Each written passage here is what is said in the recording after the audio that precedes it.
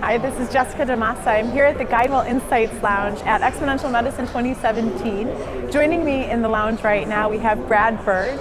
Brad is the Director of Strategic Communications for MAPS, and MAPS is the Multidisciplinary Association for Psychedelic Studies.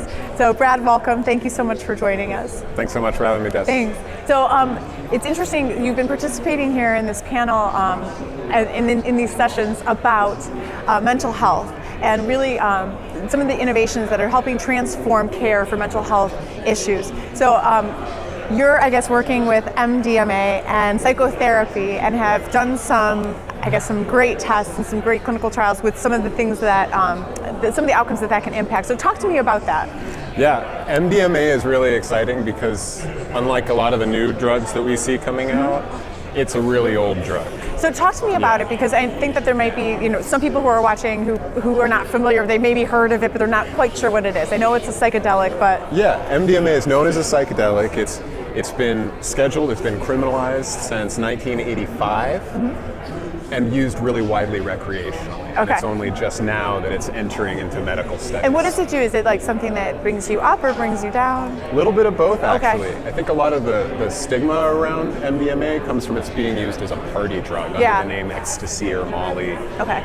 Then again, most of the ecstasy and Molly that's on the street doesn't even have any MDMA in it at all. Okay. So really, we're not talking about the same substance. No, okay. But really what it's doing, it does a lot of things. MDMA will expand memory, it expands awareness, but it also produces feelings of trust and intimacy and reduces fear. So all these things could make it really helpful for psychotherapy. Okay. So how are you blending the two together? What exactly are you doing?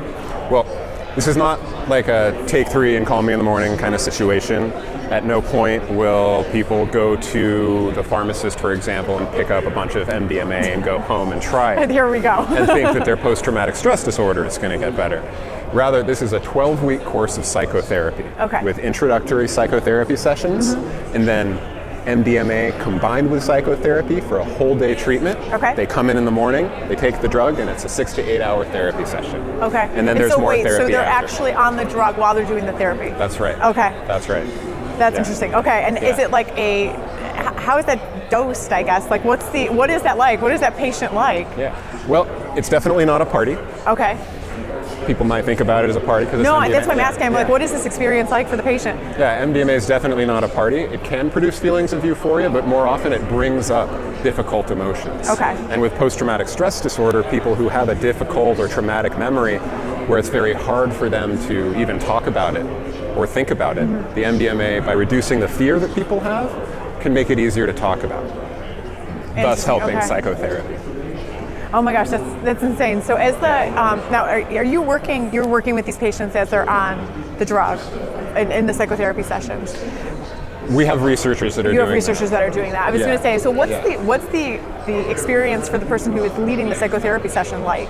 So MAPS has a manualized form of psychotherapy. It's a special form of psychotherapy that's designed specifically for MDMA. And that's available online. We make that freely available, and we're going to be training therapists in how to use it once MDMA is a legal prescription treatment. Sure.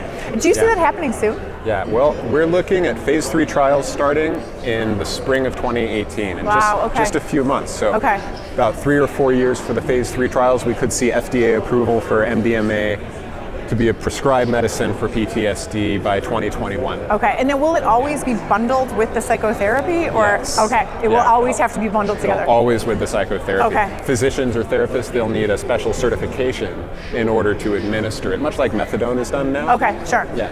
Okay, that's fascinating to me, and I mean, it's such a novel use of that substance. And so what are some of the outcomes that you're seeing? Like, I mean, at the end of this, so the course of therapy goes for how long? It's a 12-week course. 12-week course. So at the end of the 12 weeks, what are some of the outcomes?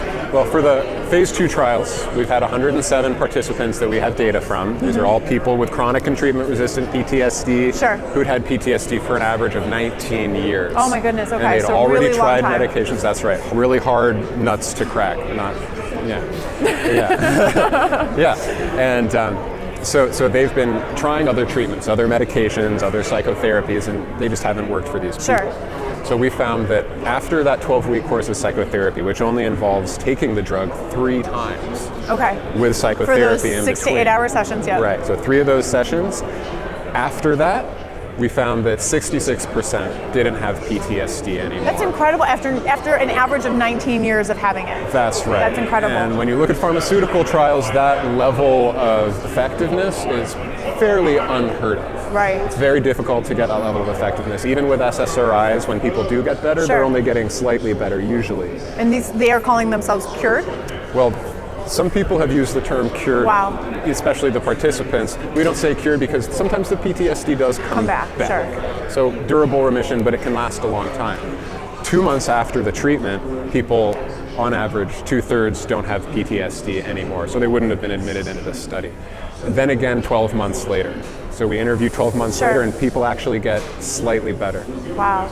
That's phenomenal. I mean, this research is just so groundbreaking to me. I think that's incredible.